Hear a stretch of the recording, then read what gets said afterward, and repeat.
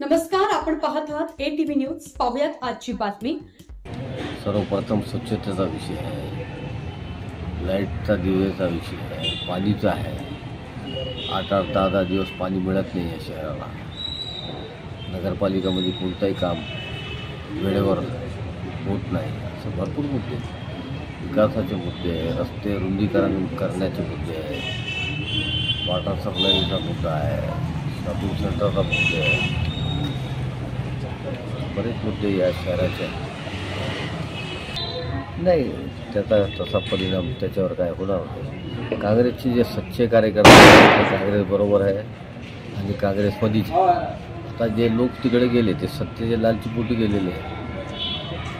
काय त्याचा परिणाम नाही नाही अजिबात हे वसमत शहराची निवडणूक कधी जातीवर होत नाही। या शहरामध्ये आत्तापर्यंत कोणती जातीवाद झालेला नाही, कोणती जातीवादीची शहरामध्ये आजपर्यंत झाली नाही आणि आम्ही जातीवादीला इथली जनता प्रोत्साहन देत नाही। जातीवादी इथे कोण काम करणारे आहे, कोण भ्रष्टाचार करणारे आहे हे जनतेला माहीत आहे। जनता चेहरा पाहून मतदान करते। एका बाजूने सत्ताधारी पक्षाचे लोक आहेत आणि धनशक्ती त्यांच्या वशी आहे आणि आमच्या बाजूला सच्चे कार्यकर्ते, समाजामध्ये काम करणारे गोरगरीब कार्यकर्ते आहेत। त्याच्यामुळे जनता हे आमच्या बाजूला आहे आणि जनतेचे प्रश्न घेऊनच आम्ही जनतेसमोर जाणार। पाहिले तर लोकांनी वसमत शहराची काय अवस्था करून टाकलेली आहे या 9 वर्षामध्ये, हे जनतेला सगळ्यांना माहीत आहे।